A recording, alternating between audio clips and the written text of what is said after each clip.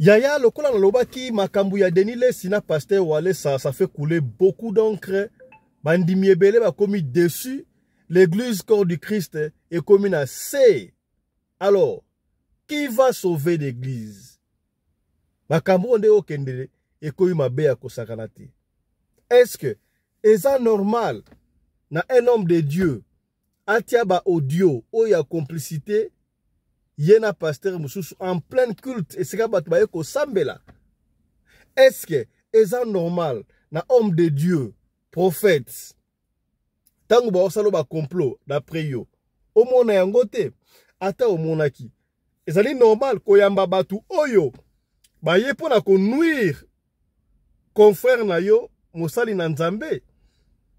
Toyokaki awa ya Denis alobaki bazaki na ba problème te yena Walesa basi ba bongisa ki déjà problème na bango bandaka tangu mwasi moko un certain mwasi moko agana ko témoigner l'église ya Walesa sur Denis Lesi akendaki na arche de Noé abika kite avanda kutna ndako ya Denis Lesi mais abika te asalaki témoignage kuna ya Denis alobaka nini il fallait qu'en principe Walesa abenga ye ayebisa yetala mwasi mo alinga témoigner pour na yo boye wondengeni alinga ko yo parti wana mais abenga ka yete alekisa ki yango rando banda ki wana mais ba ko bongisa oza sûr que rando wana yango esali petangu bana o soit disant ba ye nguma ba ye pas Denis Lesi pour na ba nuire Walesa abenga ki yepete pour la nini aboye ki ko benga ye pour na azongisa revanche to pour na le kamnini pour la ninte de Denis Lesi abenga ki Walesa tala bana ba ye awa ba yebisinga do sala boye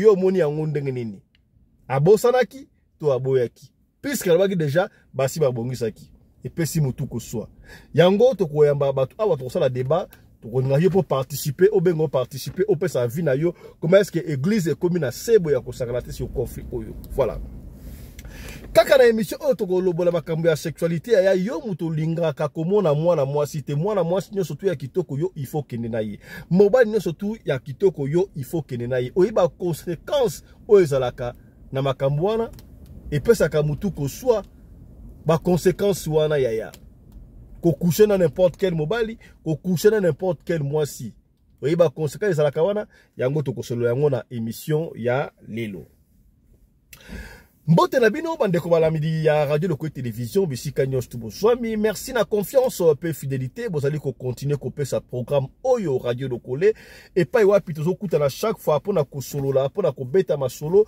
ya makambo zali ko leka bongo na communauté na biso africaine en général mingi ya biso batu ya mangala ngai kombo na ngai Tata Pelende ya partout de kolanda biso bokota bo partager boya to solo là parce que makambolo qui est très grave église corps du Christ est communacé entre Denis Lesi na Walesa nani azana raison batu ya Denis Lesi ba sepeli voilà kutuboye batu ya Walesa ba sepeli to kundi bango to sali boye pesinga ipasi ya makambo so tu wana kasi ya moto ko bakuna tika to loba makambo oyo ya sexualité ya yo mutu olingaka chaque fois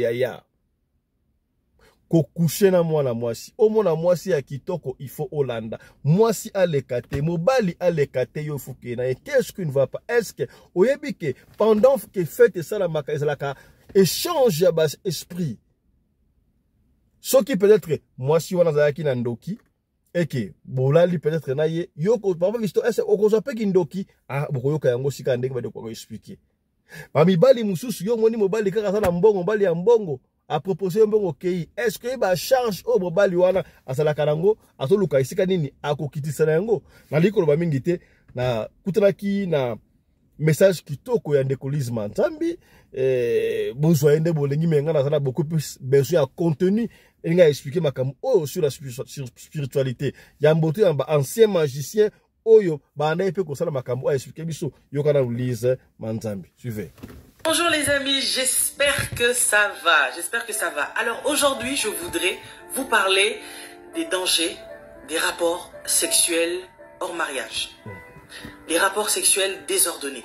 Les gens qui couchent ça et là à tout va, qui tirent partout, dans tous les sens. Il suffit qu'ils voient une belle femme, il faut qu'ils la tirent. Quand ils voient un homme, il faut qu'il couche avec, faut qu'elle couche avec.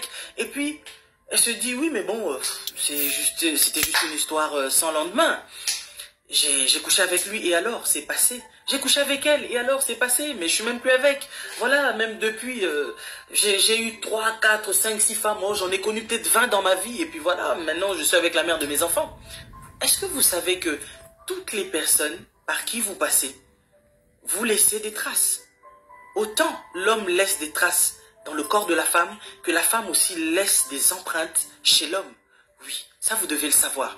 Et beaucoup de personnes ignorent le côté spirituel. Ils ne voient que le côté, l'aspect physique du sexe. Voilà, on a couché ensemble, on a pris du bon temps, et puis c'est passé. Oui, j'ai été voir une prostituée, j'ai payé mon argent, et puis après je suis passé. Non. Laissez-moi vous faire comprendre ceci. Les dangers des relations sexuelles en dehors du mariage sont tels que les personnes oublient qu'en fait, vous ne formez qu'une seule chair.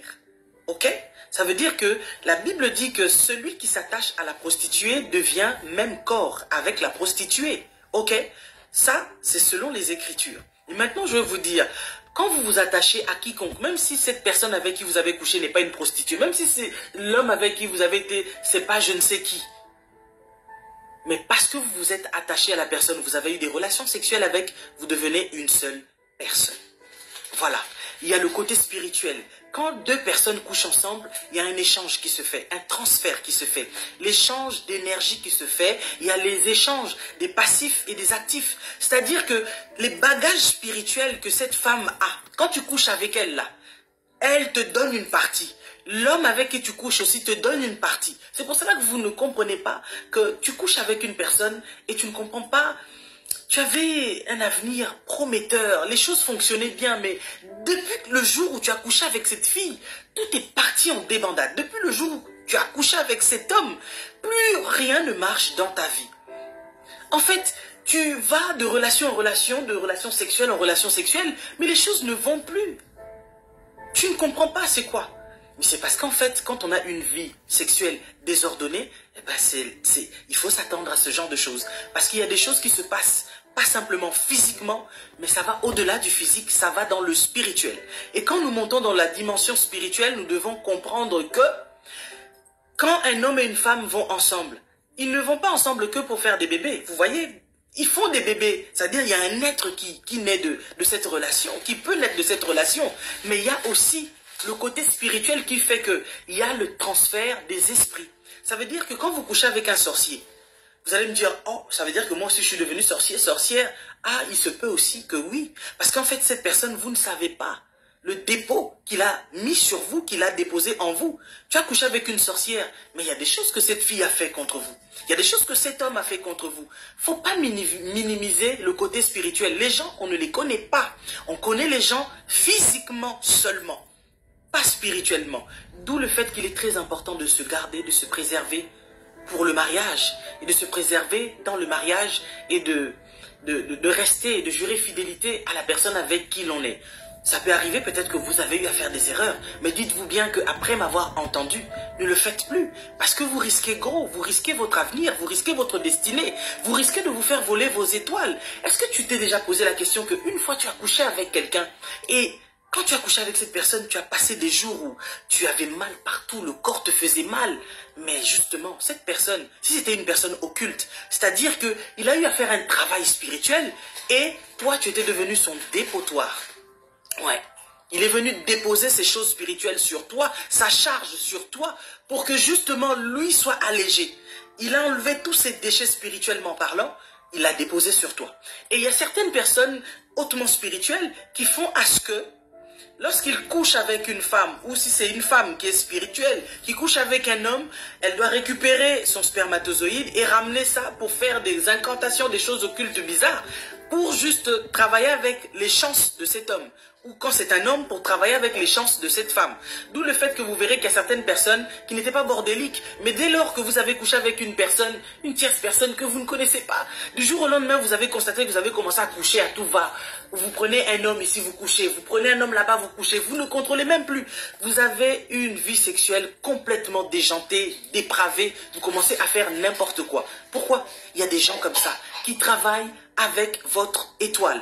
Moi, sur mon plateau, j'ai déjà reçu un homme qui était autrefois magicien et qui expliquait comment est-ce qu'ils agissaient dans leur magie. C'est-à-dire que quand ils faisaient des choses, des travaux mystiques, occultes, il fallait que dans la journée, il se trouve une femme pour aller déposer tous ces déchets spirituels sur le corps de cette femme. Et il l'appelait dépotoir. C'est-à-dire que cette femme n'était pas une femme de plaisir, c'est juste une femme où, quand je fais mes trucs mystiques, bizarres, je dois déposer chez elle. Et quand je sais que j'ai besoin aussi de récupérer parfois des chances de certains hommes, je vais utiliser cette femme pour récupérer en fait certaines chances de certains hommes, par exemple.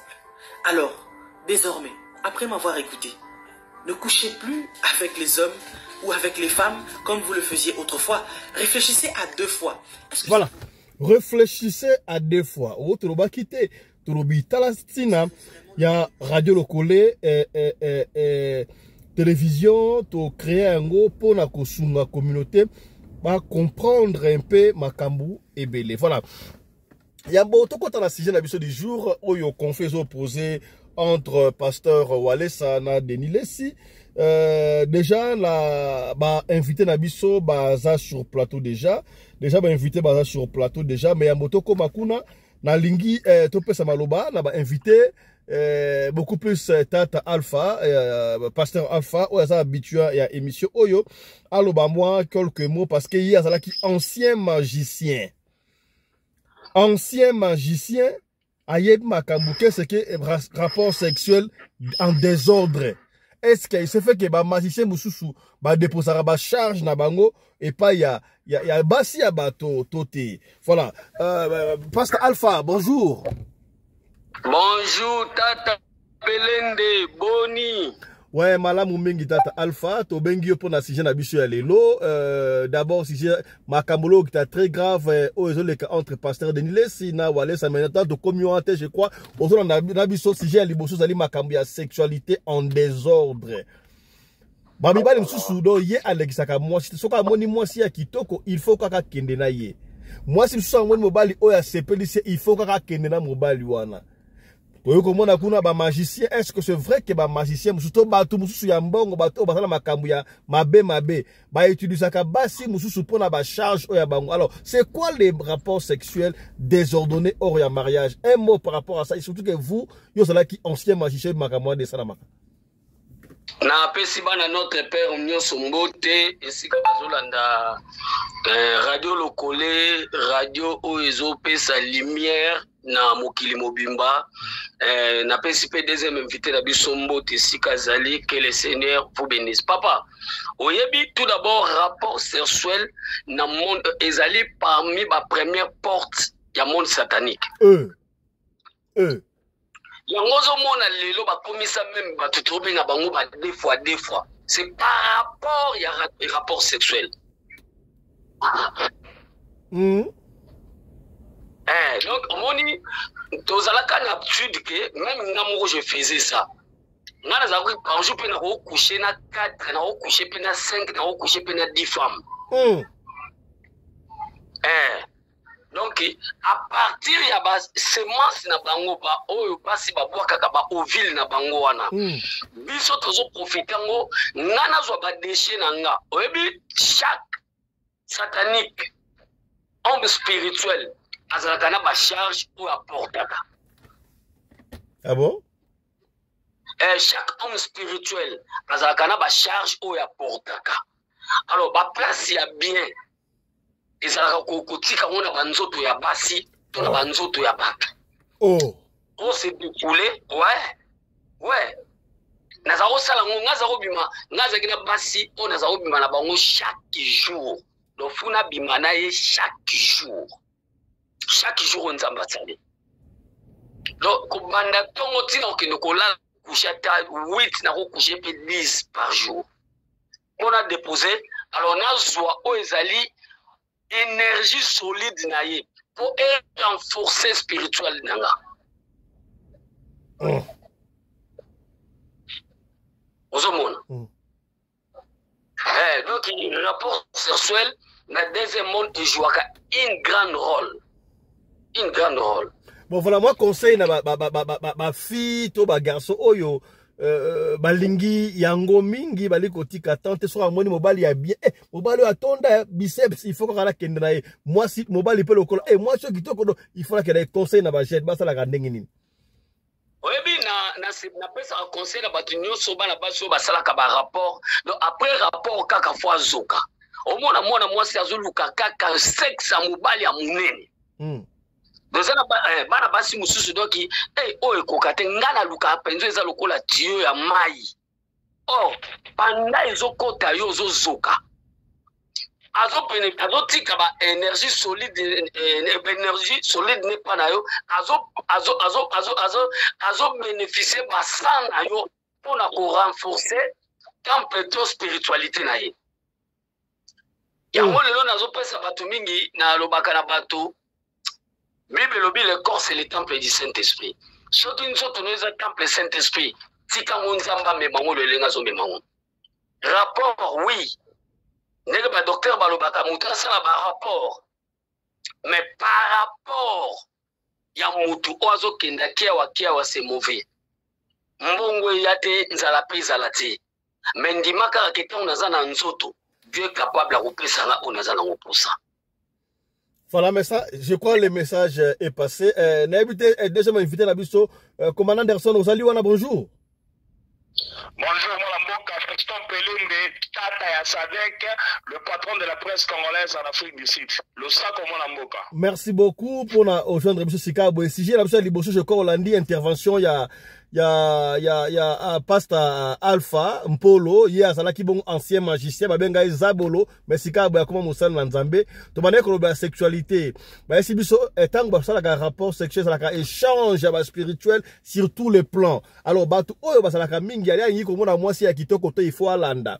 Ali, comme moi, il y a quitté côté, il faut Alanda. Est-ce que ça, la conséquence plus tard, la bat, oyo, bakenda kakosala makamwana en désordre ndeko abiku tu bango ba magicien mingi ba déposer ba charge na bango epai ya basi to ya mibali analyse d'ailleurs moi un mot par rapport ya makamwana et puis moi conseil. Voilà, merci beaucoup mon amboka. Na robana ko pesa Pasteur Zabolo mbote pe ko pesa mbote. Alors qui Zabolo kala comment Pasteur Alpha. Voilà, Pasteur Alpha Bolimbisi bon comme mariage zaika Zabolo, alors j'ai Pasteur Zabolo. Voilà. Moi mboka Fiston Pelende avant na banda.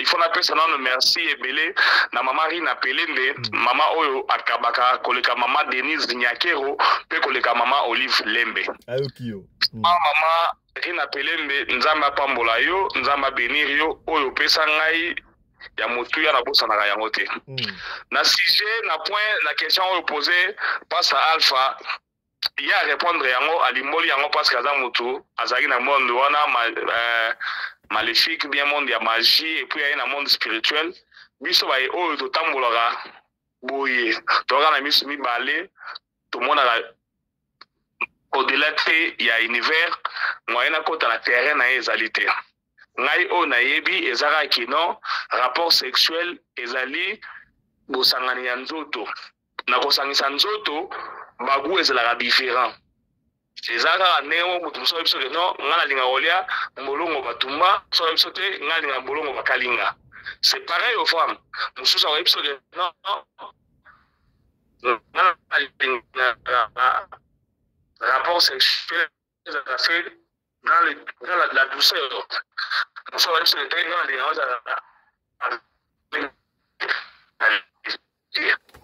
vous sortez entrecoupé. Vous sortez entrecoupé, commandant. Vous sortez entrecoupé là. Ah, sorry. Vous avez encore peine malamuté.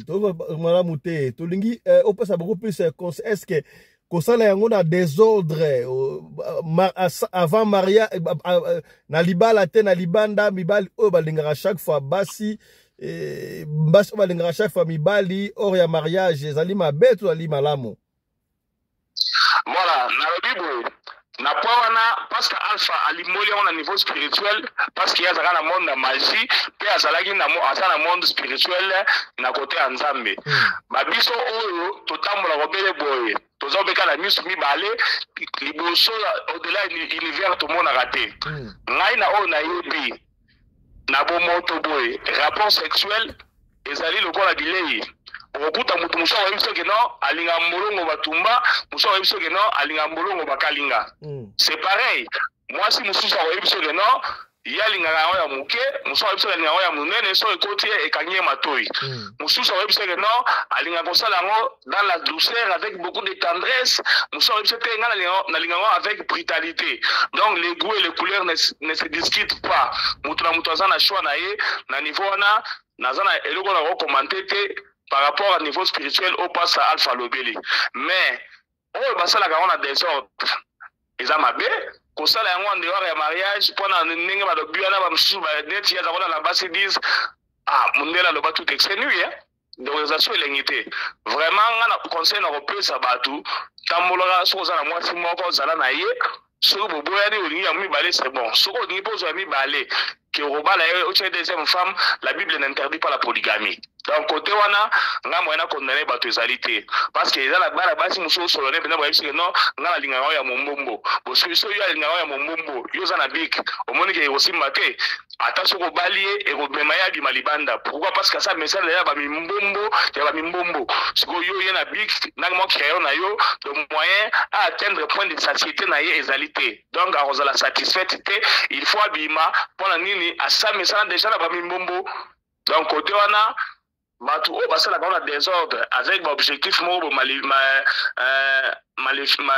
ya mabe ya basatan wana nde mabe mais na normal kaka boye il faut to comprendre que non et ça na mutu mususu abotama nous autres ne venez senga kaka ya ngo donc moyen mo condamner ça te papa Pelende oui pasteur olongo ba na nzamba pambola deuxième intervenant comment papa Anderson d'une façon physique. Or, biso tolinga ki tozwa ba énergie solide spirituelle. Ndeko na ngai okoko bimana mwasi musu aza ndoki. Bible lobi mutapesa kaka oyo aza nango. Ozomona. Soko tangi na 1 Corinthiens chapitre 6 na 15 à 6. Bible ezolobela biso na mutu oyo abimi na ndumba. Twazo sala bundumba. Na bundumba omoni azokokana na mutu aza na kindumba uzomona okay donc soki mutu mutu nyonso abimaka na ndoki ngalobaka na mwasi mobali azobenga mwasi na ye oza ndoki papa nasa koma ndoki po eza nini Bible lobi mwasi na mobali na jeunesse bazalaki mutakala bazalaki ni soni ezalaki te malobi bango mibale bakomaki moko il devenait une seule chair alors tant bato bakoma eloko moko ndeko nanga c'est que bobandi ko partager ba énergie solide énergie bino mibale donc mobali azozwa énergie à mwasi azozwa énergie à mobali donc oza na facilité il y a quoi attraper makambo mwasi paza na facilité quoi attraper makambo mobali donc facilement peut on attraper sorcellerie dans rapport sexuel mais papa mais oui mutu abimina ndoki aza ndoki papa bakosa biso te eza bible ndelobi mutu apesa kaka kwa aza na et bon so mobali siko abali mwasi yango ya bayita na mariage mwasi ya ndoki pas comme na ndoki kasi papa na lobi soki lelo mwasi aza na kindoki tango aboti mwana na ozala nini semasa nini bon je peux intervenir oui papa Anderson voilà merci mwana mboka pasteur Alpha ancien sabolo na biso en fait ngai babiloko oyo message oyo bozo na biso oyo na mona boya na onga pa na biso babola na zo presse exemple facile tozalaki na président moko boye Mobutu bato nyonso bayebiki Mobutu abima na basi ya ba collaborateur na ye nyonso mais Non, parmi baso na bandoki bazalaki te. Commandant, il faut faire attention. Commandant, il faut faire attention, tu as la télévision. Il faut faire attention. Papa Pelende, moi, si nous sommes autorité suprême, il y a numéro 1, Azalak intronisé. Orolo Bayango, personne n'a commandant, assis à l'idée, commandant, allez-y. Ya, ndenge na zako loba, Mobutu abima na basi ya collaborateur na yonso. Parmi basi na bandoki bazalaki te, basi ya esprit maléfique bazalaki te, pour pas contaminer Mobutu pas comme ndoki, ya comme pe na biloko na bangwana. Rien. Par contre, tout le monde a dit non, matéa oyo et kendaga pa ya babola. Devant les pauvres, c'est là où que non, ma pasteur Alpha, ma collègue, ma pasteur Moussoussou, mais elle a réussi un message. Mais dans mon message, il est karaté. Nala vera la makamona, natala rabino, basali nanzambe. Vous voyez la rabiso évangile moroboué, c'est l'homme à catégorie à bousu à bateau. Et pas babola, makambo terre bango. Mais batambongo, ils ont raté. Par choc, ils ont dit non, soro sali rapport sexuel. Na moi, c'est un dogo comme un dogi. C'est que Mobutu fallait comme un déjà dogi. Donc, Papa Anderson. Donc, parce que ça, on y met la et ça, la bilo, on sous grave à la mokili awa. Je ne suis pas contre la parole de Dieu, mais ça, on m'a grave à la mokili awa. Peut-être un homme qui parle à côté. Papa Anderson. Parce que ce que tu vois, malgré le son, moi, si les deux deviendront une seule chair. Une seule chair. Les habits spirituels, na motora la deux chairs. Et puis, au web, ça n'a que non. Monsieur, tout le monde dit avant tout bas la peut bien là bas c'est pas même pas ce qui devient là bas la bande qui va s'arrêter. Justement, il y a un ce qu'on passe à Olobake, être fait aussi au commando qui me yo koye baté. Bon, je vais dire ceci. Commandant. Commandant. Ça n'a pas fait na parler dans la phase permet na mukara mais la mouina tongo boy na pour morater la boutou. Commandant, on veut dire commandant, Pasteur Zela. Donc, commandant, pour la yo, donc, rapport sexuel avant le mariage, ça n'a pas de problème, comme tu veux, n'a autant de femmes que tu veux, il n'y a pas de souci, n'est-ce pas? Déjà, quand la Bible, que non, avant le mariage, donc, ce au monde qui est simite, bien donc, na point à l'ibosé, na niveau sexuel, ce monde qui est l'unité tika. Avant quand le mariage moko boye on va nous na bankoko so ba linga basi mususu ebele kitoko on va nous basi mususu place de satisfaction déjà quand on bandi boye il faut so que bien tetika non so ka bona moi ça fait le mariage elle sumuté donc so que il tika so que passe ngai ça non ko sala ngote tso bala on a erreur grave on a ebisa ka batu que non on koki ko bala moi cité so que bobimi na été. Ok, voilà. Après le mariage, et vous allez rien grave. Voilà. Est-ce que tu as donné la bâtine ou un so fani nganda moi nguba ye olimo so manguba obeka ngote. Ok, le message est passé. Pasteur, rapidement, on va passer à Sija Souka. Allez-y, pasteur, nous intervenir. Nangana lobana Papa Anderson, Nzamba Pambolaye. Papa Anderson. Amen. Basi nyonso o bazalaka na ba haute autorité. Bazalaka déjà intronisé. Comment? Ouais, pour président Tangwazo Kota bazakenda ba place nyonso ko keno kutana na ba féticheur moi ça zalaka pene.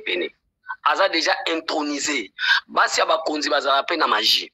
Akozanga magie hein? Oh. Mais oui, je te dis la vérité. Donc, si on a un président, un magicien, tout le monde. Bazalaka intronisé, ça pouvoir. Aux alibandate, il faut pas introniser. Et ça pouvoir. Attends, ça va si balé. Papa, te, bazwaka moi si à liboso. Moi si à mi balé, basi à mi balé tout, même na ma bala, Papa Anderson a ko intervenir ngati. Bazaloko la ba travailleur ya basi à liboso. Oh. Ya solo. Mais oui. Bon, on va finir le débat. Est-ce que quand la deuxième femme et ça m'a bête malamu to banina na commandant Anderson, Papa Anderson, moi ça m'a bête malamu et puis tout ça pasteur tout na sujet du jour sur Papa Anderson. Il fallait pas ça comme ça na bête ambobi parce que pasteur Alpha a oui ça OK non moi ça mi balé ça m'a bé. Or la Bible n'interdit pas ça. Ok, le Kabouté, pasta. L'interdiction la carte à Bible les aliboué. Ne volez pas, ne tuez pas, Kasi ne prenez pesa pas la etan. femme d'autrui. Papa Anderson. Mais nulle part dans la Bible, que non, pour pas la moi c'est ami balété. Dans la Bible n'interdit pas la polygamie. Par contre, dans la Bible on dit ceci. Soko lingo pas la moi c'est ami balé, qu'on soit loutou fourchette TV, nanda moi c'est liboso, oh mais nanda moi c'est ami balé. Donc ceux qui m'a coquine à yo et permettre yo, qu'on soit moi c'est ami balé, et c'est la mis ça et qui m'a coquine au équiper bango.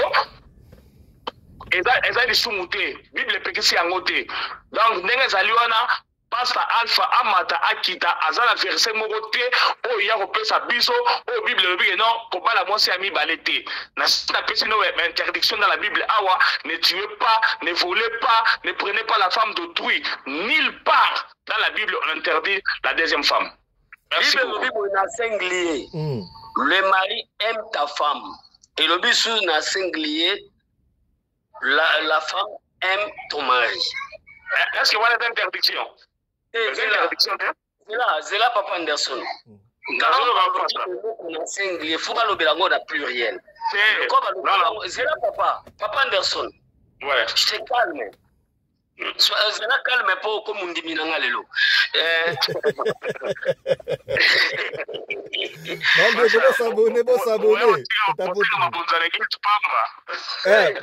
Pasteur Alpha, allez-y. Nibelobi to bakisate connaissance na oya tiete. To la popo na oya tiete. Loko la Bible la singa ite ko bala basi na pluriel. À la singa peut-être que n'a pas la moi c'est na pluriel. Là je ne peux pas le discuter. Malobi Papa Anderson aime ta femme qui est là, c'est tout. Le linga et kaka. Voilà, moi la mboka fiso pelende. Allez-y. Azali la mwasi na ndako. Na bimi na yeko pa la mwasi ya mibale. Quand on a yeko pa la mwasi ya mibale, et puis mwasi na azali na. N'est-ce pas son mari? En principe. Il est azali na. N'est-ce pas ma femme? En principe oui. Est-ce que les pluriel? Les pluriel tiens. Donc là ça alpha, pour tu la télé voilà azali mwasi na donc na télé liboso na liboso na ye. Na télé liboso na ye, na ye bisi etié ma femme, il a bisi etié mon mari. C'est fini. Papa Anderson. Ouais, pas ça. Pluriel, ça devient quand on est déjà à deux. Aux nazola kisao nanu tango na keko kana mwasi ya mibale totelemi boye ozobenge mwasi ya nini tozoka ya mibale alors c'est pluriel tozoka nanu bien tango na telemi liboso mwasi wana liboso famille na ye na ina pesa enveloppe ya dot papa Anderson Pasta pesa Papa Anderson des femmes. Pasta. Voilà comme la cam sous. Mais nana eboye, aza ma femme, nana aza son mari. Voilà na la kisala makama sengli na nka o ngoki sanga sengli. Na e pa na ke boyoka. Ngai son mari et ma femme. Donc côté wana eza Bible vous te le dit makamwala te pas ça. Na émission ndenga boy awa ata soki émission sili osongi fungoli Bible bandana Genèse tina Apocalypse okomona te esika o wapi nzambe a interdire polygamie. Ya koloba l'homme quittera la femme quittera les deux s'attacheront deviendront une seule chair. Ce n'est pas une interdiction. Interdiction, la Bible merci commandant. Dit commandement, ne volez pas, ne prenez pas la femme d'autrui, ne faut pas adorer les autres dieux, quoi adorer ni bikego ni quoi. Voilà les interdictions dans la Bible. Merci beaucoup, Papa Anderson. Pasteur Alpha, est-ce que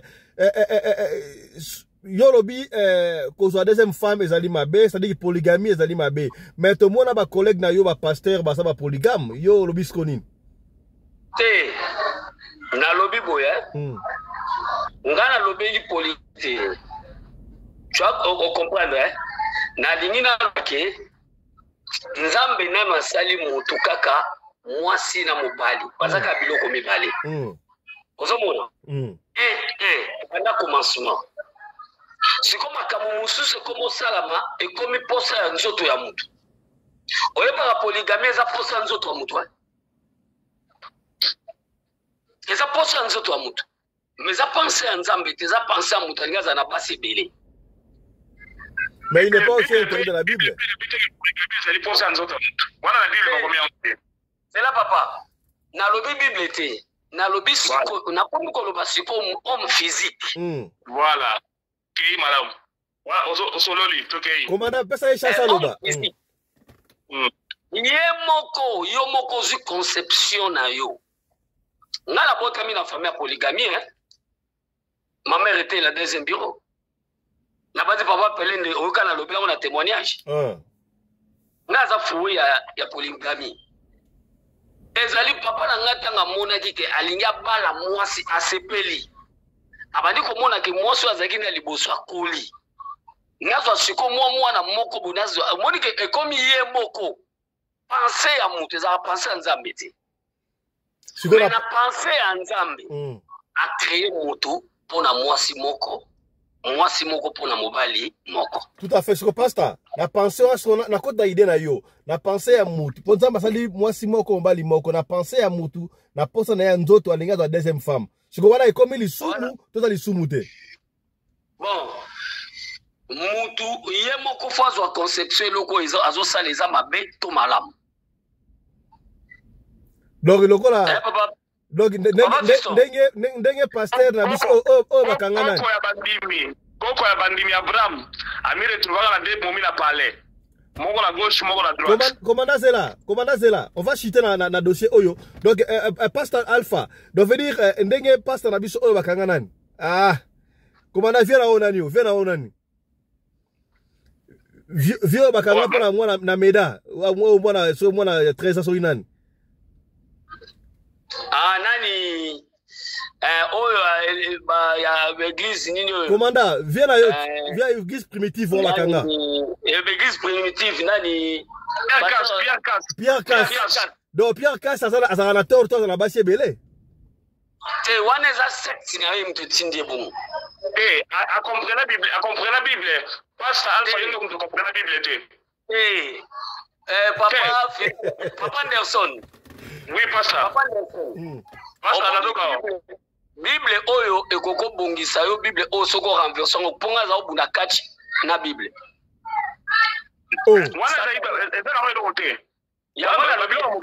Bon, likambute. OK, merci beaucoup.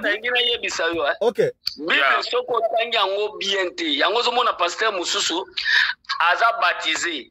Mais akena Israël alingi ba baptiser lisusu. C'est que accompagne makambo o salati. OK, Pasteur Alpha. Papa Anderson. Pasteur Alpha. La régime est facile là, débat est si pour un sujet à liboso. Je crois que vous avez débat et vous avez donc émission mbaka pour makamwa to kozongela ngo prochainement mais to kota sika rapidement la deuxième sujet na biso le sujet du jour. Tout le monde que église corps du Christ comme na ebitela benga na plein moni crise en débandade na ebitela zangi maloba. Mais je me rappelle na musique ya mokili. Na époque oyo wenge musique à BCBG tout 4x4 tout terrain kabwanaki et komaki wera na JB. Na yebi ke ba famille kabwana okomona kata ndaku papa mutu ya JB, maman mutu ya wera. Grand frère mutu ya wera, petit frère mutu ya JB. Ngamo ou tu peux victime. Cousin nga propre mutu ya JB. Yako sakanate. Ser siko mutu ya wera et comme ça kana yebi loko sali bo kondos po ba famille kabwana. Tomoni makambwana et comme tina makamu ya Nzambe. On ne peut plus se voir la face de Robaka. Makamu au conflit oyo ya pasteur Denis Lessi na pasteur Walesa et comme mabe ezokene mabe. Tokozongela yango te bomonaki mwana ya nguma bimaki nguma oyo natemonaki pa Walesa depuis 2021 et comme 3 ans après mwana wana eko bima ono Walesa pesa ke mbongo te alingi sikoyo asale mission bafuta mbongo na ye émission wana sali dégâts na ngone bongo ni wana par après audio ko bima que non Denis Lessi mutu a comploté ki pona ba nuire Walesa ezaki ko ba spéculation tito yo ko na ba audio ebimi audio wana Walesa ate yango en plein culte oyo fala yibate ya batu ye azuta ya ko taba audio wana pona ba confiner bango personnel audio wana to ko landela ngo to mo ki trafiquer bazongisi bakomba bato bazongisi bakomba bato bato balaki na badoute est-ce que ezali ya Denis ya solo to zaki yete to moni ki ya Denis ya solo kaka même jour ya lobi wana Denis Sabimi la télévision ya bino ezalaki ye ezalaki ka muke 40 minutes a expliquer que bana wana ba yaki omona ye pona ba nuire Walesa ye asana makamwa te ma sola yaki na bango bazaki na besoin Walesa pesa bango mbongo aibosa na makamwa na ndenge na biso mais kasi eloko tuki mutema nanga sokola ndi ya Denis Lesi alobaka yango liboso basaka na problème confina Walesa parce que fi moko boye entre parenthèses akendaka ko témoigner na église ya Walesa contre Denis Lesi oh ezalaki mambo alukuta tangu Denis alandeli yango akute na fi wana fi na seno nazalaki na nzala yango ko pesa ngambongo Denis angona ki mabe abaki falaki Walesa abenga ye bisa ye puisque bazaka na problème tabenga ki était pona nini avant avec sa fille wana mais babongusaki tangu ye pas bale côté ba petit wana pona nini abenga ki Walesa te ay bisa ye mon cher ndenge yaliawa ba petit ba a faire nguma boye balingi ba sopa yo ye alinga sa la revanche tonini et petit que guerre clash ya ba audio ya kosakana te na ebite siko lecture na bino na makambu oyo église suye na niveau oyo bomoni yango ndenge to ba na pasteur Alpha Mpolo malobomboka yo papa Pelende papa Fiston papa Anderson na chema boko na mutu na bandi olela ndenge nini papa Anderson akukroire na évangile ba pasteur Jolanda il est l'autre débat on sala na papa Anderson comment il peut croire que nous sommes des hommes de Dieu vrais église est comme cinéma cher o esika to pesa ka bomo e comme un spectacle pona kolobela ka ba conflit na biso n'importe qui n'importe quoi n'importe personne ba komo matalikolo ya cher ya nzambe pona ko pesa ko transmettre communiquer et pas ya bana nzambe o bayaki pona kozwa lobiko o bayaki pona wazaki na maladie esila o bayaki soko za na problème moko bo nzamba pambola ye ba pasteur ba komo zwa bana na bango ba komo leka na église bazoleka lokola stade de martyr église ya nzambe komi suir nazopesa bandeko na nga wana mibale conseil soki baza bana réellement bana ya nzambe bayokisa mokili soni c'est-à-dire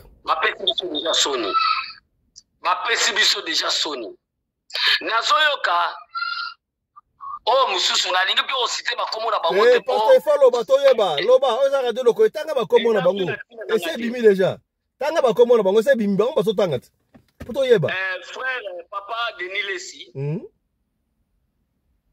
mon grand alobi papa Walesa frère Walesa abenga kiye na bureau bakuta na basolola chaque fin de l'année kuta pesa ka bambongo atinda ka ba offrande moko mwa babiloko pona bonane comment lelo bango mibale na uti kolanda na audio moko papa Walesa zoloba ngai même toyokanaki eza lisusu te bato bagangi ame eroza mais vraiment où est maintenant place ya Jésus Christ na mitema na bango mibale pe ya bandimi namoni papa moko azaki soki procureur amati likolo ya cher ya nzambe papa ngala ko matisa mutu likolo ya cher na ngate jamais quelque soit na pour le banase omoni basaka na ngana belgize de réveil bilo bomona na catholique ba matisi mutu likolo ya cher na bango si bomona ngo si vous avez un catholique, vous avez un spectacle, un théâtre, je condamne papa Denis Lesi et je condamne papa Walesa. Je condamne bango. Ce qui passe là qui bana nzambe, papa Denis Lesi ma ben na yeso ka yamba ki bana wana. Poison di make ayamba ki bango. Alinga obenga frère na ye. Et tangu bana wana déjà, papa wamona ki ba vidéo bima ki tango yake alinga okanga bango. Na kuku siko nyonso tozosala po mokili mona nini après ndenge papa Wallace Alexis ngo na TV eleki na TV eleki na mokili momamoni azwi a gagné nini lokumu est-ce que tozana posa lokumu za terrestre alobi akundi Denilesi na batu na ye namoni azo na video mobo nazo talabi na kundi bango na ba force commune bino moko boluka ba cimetière botia bino après bato bazo sunga ngai na pesa ba $100 to $500 ba kabula ba kino toko la kisa yango vraiment toko cha audio wana ba koyoka yango loba toko cha yango Vraiment, bande konangai, bino moko bobenga na kaboza ba leader, bino moko bozo benga na ba prophète des nations. Où est-je? Bozo kende wapi? Bozo lukanini? Lokuma mokili. Yesu babeti mbata, azulo litama mususu apesi. Est-ce que papa Wallace Rondi mababeti na bango mbata tovani na yo usali musala nzambe na yo batu balo bate batika mabange bimelo bela yo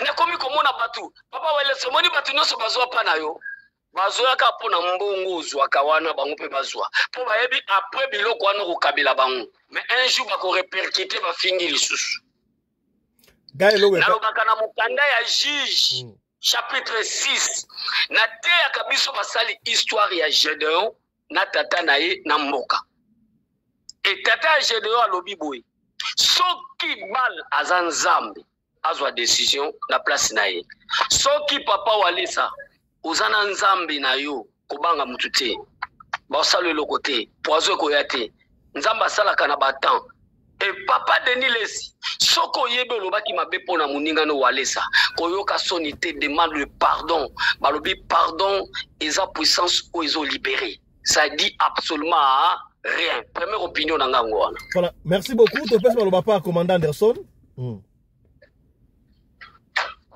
voilà merci beaucoup mon mboka fiso pelenge na yoki mutema pasi komona ke mutu na pasa alpha aza kobanga bato kotanga bakomona bango ba Denilesi na bakabundi Wallace parce que alpha nazoyebisa yo il faut kozalaka mille esprit ngai ndeko nosomona ngai awa dans l'état j'étais encore jeune prenais comme mo bola kisantu to tsangola to comme mo bola kisantu là to vandi boye ngai fanfare ezobeta edingwa yego bunda na kisantu wana siko bapeti mo bakatiere moko boye bidi basala sikoyo kolwaka ne kolwaka bato wana bazoya na bafanfare bazoyimba bakoti na beni place nazalaki na bimi na balabala na somme bango yo allez kata fanfare kata non c'est vrai on est gars oyebi ke bakati fanfare bavandi kimia oyebi ke bango batenge matalanga eza mbala suka oyo oleka suka bino oleka na pete bino oyebi bangai mbala suka oyebi ke bato nyonso mpe bato baza kolanda bango na bato bazalaki kolanda fanfare baza kobeta fanfare silence de mort donc ezali babidibidi ata mwa ba 2 ou 3 minutes moko boye mpo basutuka asenga su fanfare ntango atiaka loko basenga fanfare boye asote baflare na kei na bomitras donc naza na nga na kisi te avec esprit kaka nakoteli bango esprit bato osi mpe omoni bato nyonso ozomonaka oyo bapaster oyo ce sont des aventuriers ozomona mibale oyo batelemi okabundi Wallace na Denilesi na regreteke mpona ozopesa Denilesi conseil Denilesi azali genre ya bato oyo tozala kobenga bana moko babotama bana matoi mangongi bana oyo bayokaka te na bana wana bayokaka te wana numéro 1 na bango Denilesi oza kofata na 1 minute te ya kote pumone mpona kopesa Denilesi conseil est-ce que mutu na nzambe akokosala album ayembela mwasi na ye est-ce que mutu na nzambe akokosala album ayembela makambo break soki break oyebi yango te break ezali sexe sex mutu na nzambe est-ce que mutu na nzambe akoyemba asali nzembo ayembeli baabeta shu ça c'était la fanterie à Pampamba. Donc yo étant que serviteur de Dieu au bima de gens dans monde ya magie au na monde nzambe oza kutana 1 minute ya kobebisa te pe mana yo onzama presio ya ko adorer na ko pesa Denilesi conseil Denilesi c'était malhonnête un escroc makambo yo Denilesi abisa mo ndeza luputa yo so mwana wa mutu na mokili ayi makambo yo so ko bili kambo na yebi otangi mutu ndeko na ngai basakata bandeko na ye bato ala Kristo bangala bandeko na ye bato boye bandeko na ye baluma babokilo na donc ye ayebi makambo nyonso ayebi bato nyonso na Kongo wana ye ça on peut se concerner ndenge se ko raté. Est-ce que d'abord on a le côté à Denis les Siboué aussi on ne connaît pas passer au champ n'habite pas pour faire na muso atikala na ba mama les siwana est-ce que ba yo rapena susu le coup le risque que Denis ça ne connaît pas so na la lagi nous ko ba on mais ça les gars la tête na bi désormais Denis ce n'est pas notre frère tout suite to kangi to poche dans les s'arrête parce que il y a des démons quand ça ndenge moko Denis Les n'a rien de Dieu dans lui. Asana Yangote. Si tu as un serviteur de Dieu dans Congo, tu as un serviteur de Dieu. Il n'est même pas le prophète de la nation. C'est un malhonnête. Apandaka Manzondo. C'est quoi? Moi, je suis baigné. Non, on parle de ça dans Angola. Aya gati a umeli 6 ans yango. OTCR sambela simba télévision. Chama na osambela yango umela. Mobile na oya dans 3 semaines. Moi, moi, c'est Moïbi. Mon bal n'a pas de pembe dans la parce que c'est un malhonnête. Je le oyo, congolais, soit ça dépend de moutou, à chaque fois moutou na na boanya na ye, on a attrapé la dernière c'est papa té. Non, je peux pas parler sur là. Non. Donc ça n'a rien à voir avec Dieu. On s'amène à donner les c'est bien de parallèle au bout de la société.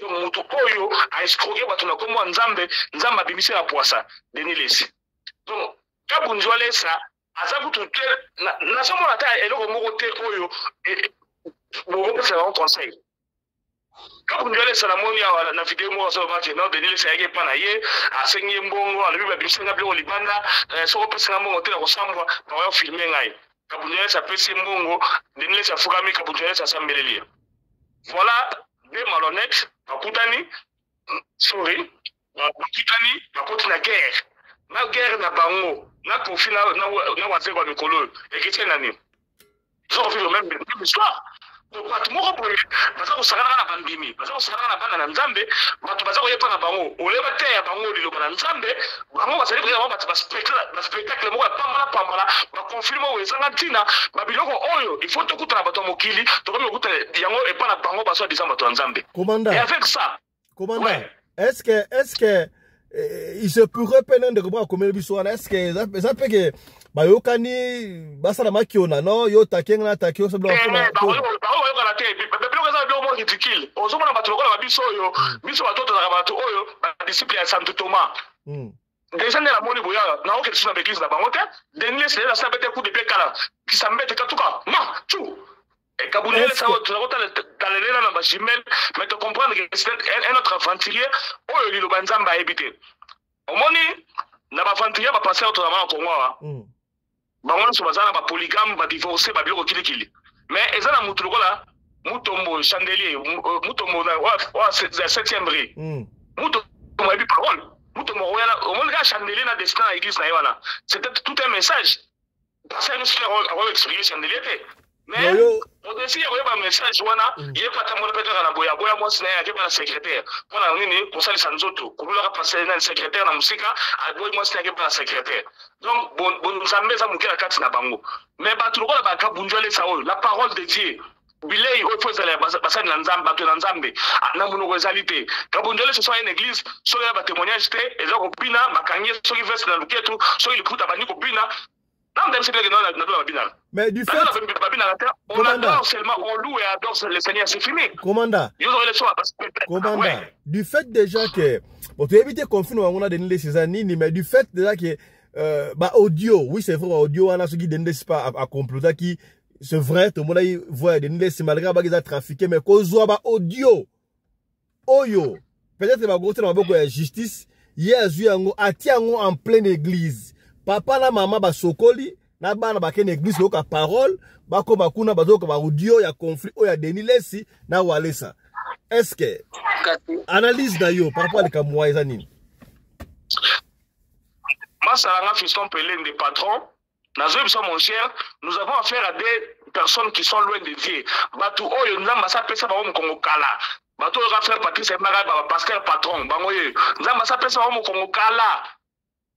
Parce que baza pas malhonnête. Donc, bazo sakana na batu nzambe. Omoni batu, banaka ba changer ba comment obenga ba passer ba dadi.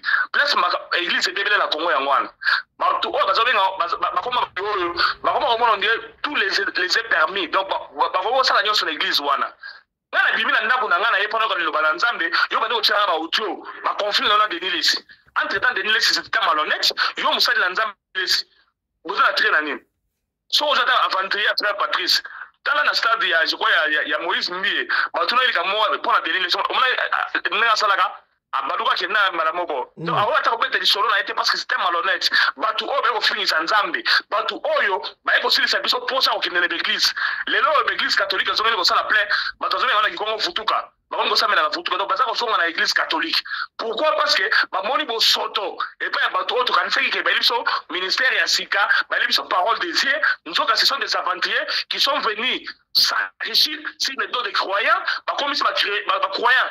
Bibwele na bango ya kosala bango mbongo, ale bango ko sakana na bango. Ngana ina mo sakana bana na église pour kosambela, na ko liloba la nzambe, yo ba dole ko sala ba audio. Ba audio ne ko édifier ngana ni. Vraiment. Il faut tout ça pour édifier comme Nzambe. Ba audio on est édifier biso na ni. Merci beaucoup commandant. Merci beaucoup commandant. Ba biloko ndenge wana déjà problème ça que non bandimi wala aucune pas ça salobia.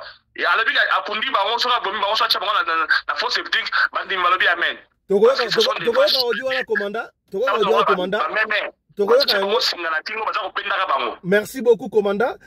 Pasteur Alpha. Avant conflit au banda to monaki na ebijango na zoba qu'est-ce qui ne va pas na basali na Nzambe basali na Nzambe saka ba pasteur te ba apôtre te na ba centre e banda ki liboso buka bani makambo tu singa oyo emenkanu o ayemba je dois partir dans un contre longtemps apôtre la pena kutuno pona nzembo na yewana yemta bandaki o no soki Denis Sabengi na église na ye akokende te soki pe kabundi wale Sabengi si akokende te pona nini kaka lobaki Denis Lesi na kabundi walesa. Donc c'est qu'est-ce que basaki na complicité moko boete. Qu'est-ce qui ne va pas? Papa pasteur Mpolo. Lecture na yo. Batu ba église na yo. Ba ko sambela. Papa Pisto Pelende. Yoka question na nga. Papa Anderson. Yoka question na ngai. Yoka pasteur batu ba na église na yo. Ale hotel bango ba audio ya conflit moko na ngo yo na pasteur moko songolo. Obone rondenge. Bon, Papa Anderson, vraiment, alobi bien.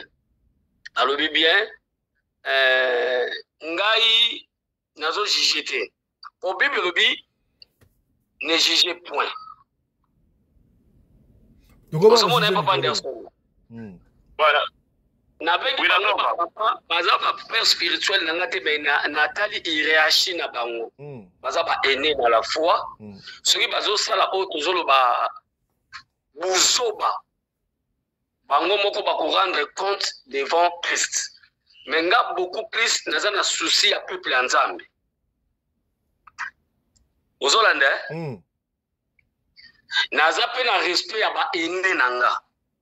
Baza ba mikolo nazo pesa bango respect. Mais baza ba père spirituel nanga te. Baleki nga pe na bonzambe te. Mais ancienneté na bango nde nazo respecter. Mais Wale ça a respecté ancienneté. Wale ça a respecté nanga ezali ya bango mi bale wana te, mais ya bato batele makaliboso na biso. Yango nazo lela. Bible lobi mon peuple périt faute de connaissance. Ozomona. Connaissance ma peuple mako zora pa na biso. Omoni déjà que bandimi ya pasteur Walesa bakomi déjà na ranking na bandimi ya Denis Lesi. No wana siko makabuto baki yango awera na jibe. Écoutez des gens. Lelo na kini bandimi ya cité Bethel bayoka na peto mona bandimi ya le compassion.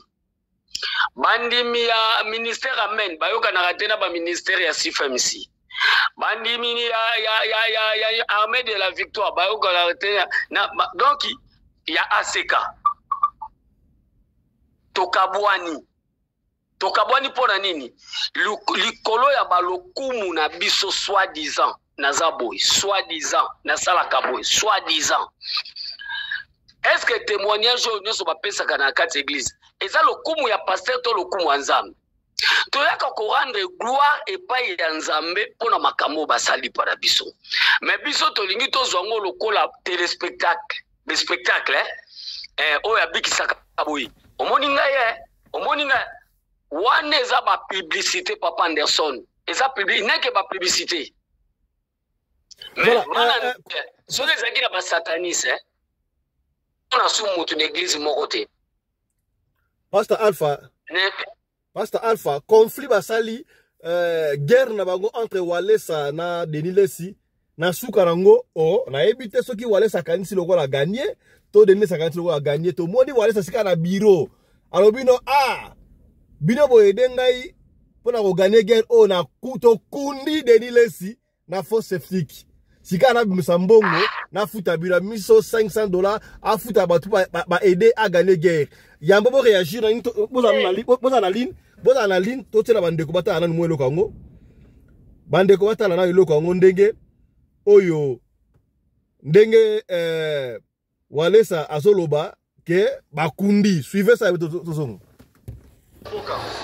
changement est mon na pe na kati yango yango nde bozomona naza ministre ya défense na kotika ngote to ko accélérer to keliboso ko sangana wana nyoso to kundi yango na sala yango spirituellement pesa ba retour na sakana gate na silika ki spirituellement ya onde na modire bango sangana na bango nyoso ezala ba obazo sa ba réunion pona ko bonisa mutu sans cause pas na problème tika nzambe na ngapa mbola bino na zone sengo OK des jours ezali na yebika ke na zone sengo makasi nga na zone sengo makasi pona kundi déjà munguna na kundi serviteur de diable donc na kati ya pluriel basa ebele bakozala 1000 100000 tokundi bango na force commune donc na zone sengo makasi pona kokundo lokundi na cimetière mais komo ya cimetière nde na pesa kite bino nyonso bakopesa koko ya mais bocha na métropole te bocha na zamba au force commune basala kango na zamba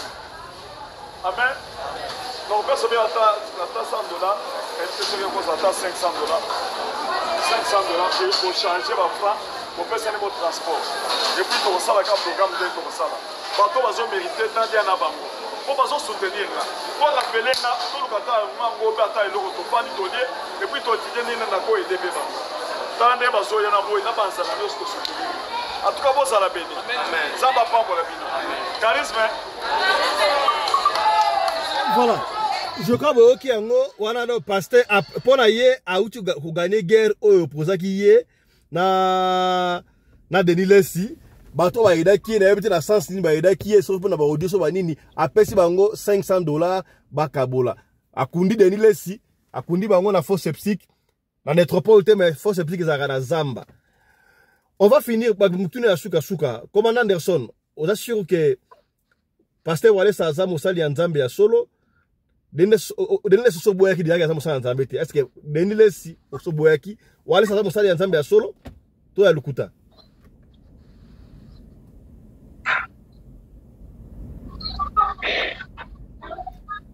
Commandant Anderson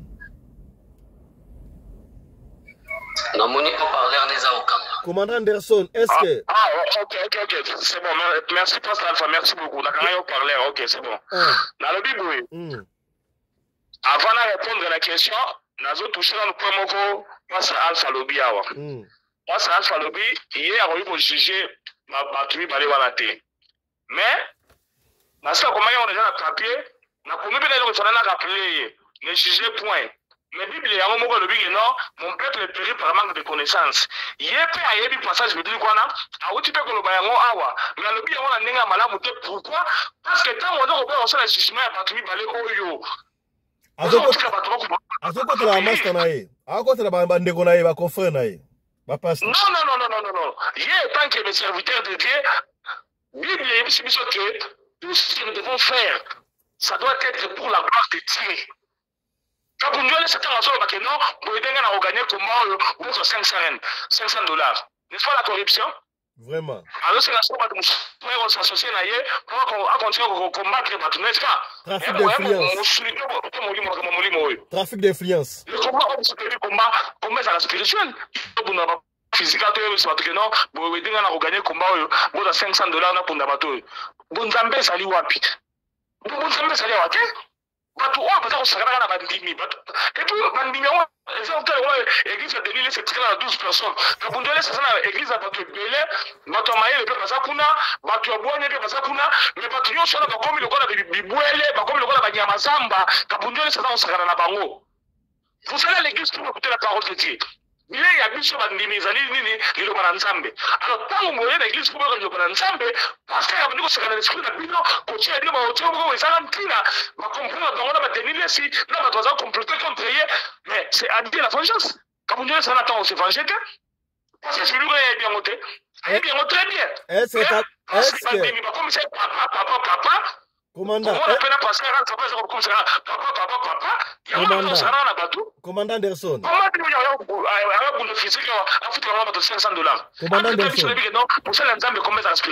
Commandant Anderson, est-ce que Wallace a besoin d'un Zambie à solo? Wallace a besoin d'un Zambie. Wallace a besoin de parole de Dieu salité. Na ebiso ba passer a besoin de parole de Dieu na Kongola. Ozu muto oyo garçon nani, mutombo, kalombo, les chandeliers. Asa la parole de Dieu na monoko. Mais muto na ko boyepe.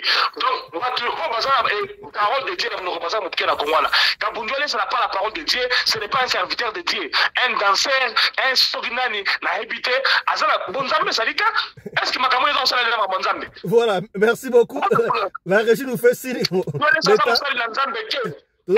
Pamba, mutoza usakana na batu, ayebi ke congolais, azam na kata pasi, soko yele témoignage boye, a croire na yango, abandi ko développer ma témoignage. Merci commandant. Congo na boyawa, a te ya na drapeau na mpanzi. N'est-ce pas que yo masa na ngo kanga Israël wa chala mwana. Comment c'est expliqué la Nzambe à la 4h du matin, ay on sa montage de bouton à l'église. Et avec ça, vous allez dire que ça va faire au serviteur de Dieu? Non, c'est ça, malhonnête, c'est pas tout. Merci beaucoup, commandant. Mon pasteur en Afrique d'ici, dans Zaga, Mogo. Mon pasteur a ça, la miracle, l'église a appelé besoin de témoignage, tu vas raconter tant de témoignages au temps, et ça dit, mais il respecte Dieu à terre à votre parole de Dieu. Merci beaucoup, commandant. Ça est malhonnête, à coup d'un escroc, bandit, voleur, moutia soloka, des liles si aller, ma continue, na conflit, ma balé. Merci, commandant.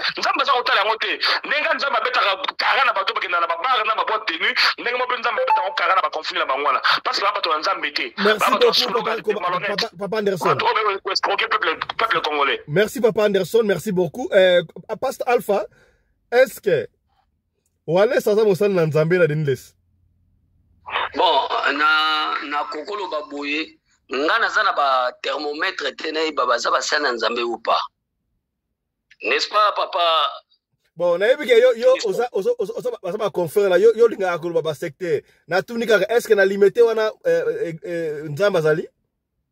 Na loba de première rite na 18e rite na mona nzambe te sina boya na. Bon nzamba ça na bo. Est-ce que na bo marché nzamba zali? Na bo marché nzamba zali? Ah papa. Na bo marché nzamba zali? Papa, omoni ba na solo baboya. Na loba déjà awa na Congo grand eza nzambe. Mais tozana bato yo baza ba aîné dans la foi. Osomona hein? Bon, on a compris. Malobano ya suke zali. Malobano ba grand homme te, mais baza ba aîné dans la foi. Donc mutabenga bato grand, c'est Jésus-Christ. Celui qui est grand, c'est seulement que Jésus-Christ. Donc, pour dire que Walesa na denilesi baluka point de vie. Baluka vraiment une contact ezala yaba chrétien. Batalisa ke baza bana nzambe. Ce qui réellement baza bana nzambe ya solo, batalisa ngoli poso mokili. Voilà, maloba suka zali niyo Pasteur Alpha, on va finir avec vous. Non, conseil ezali que église ekufi, église nzambe ekufi à cause yaba miracle. À cause de témoignage. Oh, le véritable témoignage, le véritable prophétie, c'est la parole du Seigneur. Bananzambe, boye kola liloba, mais botika ke nabimi, nakei, nganzambe na lobi. Babilo kwana ndeye, ebomi église, nde memi ba pasteur, basana nzambe na lolendo. Nzambe apambola église na ye, corps du Christ. Voilà, Papa Anderson, mot de la fin en 30 secondes. Voilà, merci beaucoup. Na sepelaka Congo to évoluera fort. Bon, la biso ba terme, ceux qui église corps du Christ. Passe à Alpha, merci beaucoup. Mais passe à Alpha, on na banko so ebele. Omoni batu oyo ont respecté ba aîné de la foi oyo, aîné dans la foi, ce sont des malhonnêtes. Na peu exemple la garçon muso bima sous pasteur Simana biso na Congo na Roger Baka. Asa le kana émission moko et pas nini petit na biso Mitterrand na pasteur Gilit marche moko bato opposition fallait basala ba invité na plateau na bango aya lobby na tia lobby que non d'ailleurs kutu nzamba la kisinga marche on osala maté mais marche on salama place au monaka matata mponya bayo alogoti masasi na kata mutuka na ye babetaki baba à bout portant marche salamaga donc que non nous avons affaire aux malhonnêtes. Pour hier soir, nous avons Nzambe ngala marche au salama, mais elle a fait le but non marche au salama, marche salama. Donc, batou oyo passer Alpha Zako benga ba la fois oyo, basa ba malhonnête, ba ya liboso na lo banzambe, komana bango bato mokili Nzamba itilisa bango lisusu te. Ndenge mona ba kabunjole sa, ndenge mona ba denile surtout denile si. Un malhonnête mutu oyo a condamné Nzambe. Tu oya sepela te Nzamba sala na l'opposition mwindu ye akiri ko tchoko ko bapembe sima na kwa sabatu ke non masikisa ke na maya moto na zuma sana la fusion pelinda zali awa nzete moindo choko frappant est-ce que pour na tchoko te mais yo ozo bi le pasteur oyo tchoko ozo contredire pour Nzamba pesio et puis batane wana pasteur Alpha Zako benga ba bene dans la foi parce que Alpha bato ba bene dans la foi te baza ba malhonnête moko boye ba comprendre que non business mbongo ezali na église yango basala l'église donc baya wana na but lucratif lokola kapunjwale sa azalaka ne pauvre lelo akomi riche avant kabela bato $500 baza kofilmer entre temps bible elobi ke non soki loboko ya mwasi epesi ya mobali eyeba te donc korespectaka bato oyo te baza na bonzambe te na kati na bango yo oza moto okobanga bango te parce que toi tu as dit en toi tu as la puissance bango ce sont des témoins bato moko boye oyo yo so obetaka bakabo spirituellement donc kobangaka bango te kopesa ba respecter que non passer ine na yo dans la foi yo bongo no ko mutu na Nzambe tamona ko banga Nzambe bato oyo pesa bango 100 mètres musika na yo basali bato na Nzambe te na banzi pasa Alpha yo kingai mwana mboka fison pelende to kokende na bango bo ti lobby soki pele na butu soki volume muso ozala to ko participer pona ko benda ba congolais matoi bo tika ko kende l'église à Kabunjwale sa aza osakana na bino boza ko sambela Kabunjwale sa ele no ba témoignage aza ko ele bino mabina entre temps na lola babina raté on adore et on loue le Seigneur, c'est fini mabina na lola isa la raté. Alors voilà. Merci beaucoup. Voilà où tout Satana, démon, un aventurier, merci beaucoup. Tata ya Sadek, le patron de la presse congolaise en Afrique du Sud, na espace au PCBISO. Merci beaucoup. Parce que Alpha, yoza kotamona kobanga Nzambe, tika nkona mona yo. Merci. Amen. Merci beaucoup, mesdames et messieurs. C'est par ici que nous bouclons cette émission. Je crois que le débat était concret et à la hauteur. Il y a invité Wana, je crois que vous avez aimé. Yo mutongo participer na débat na biso à chaque jour. Benga biso avant, yebisa biso ongo participer na débat. Si j'ai dans ngo to ko benga ba invité, on va partager. Oui bien ngo biso awa to solaka pona ko nuire batute, pona ko bebe sa réputation à batute, mais peut-être pona ko sunga ici kan de quoi koyaki yo okoyate. Si ka pende ko alongaki yo pe olonga. Yo mtoto la biso ya soko na lisola ko pesa lisolo, benga biso opia lisolo yo. Kasi komi tu msamaraté, soko bengi biso, ozu biso te, tikela biso audio to ko ka lisolo to ko bete yango kaka ndengo linto bete yango. Soko linto tanga kombo, to ko tanga kombo. Soki po boyi, to tanga kombo te, to ko tanga kombo te, biso to évoluaka ndengo wana. Quant à nous, on vous dit au revoir, à demain. Portez-vous bien. Santé de faire à tous. Chap chap. Merci. Et tchara.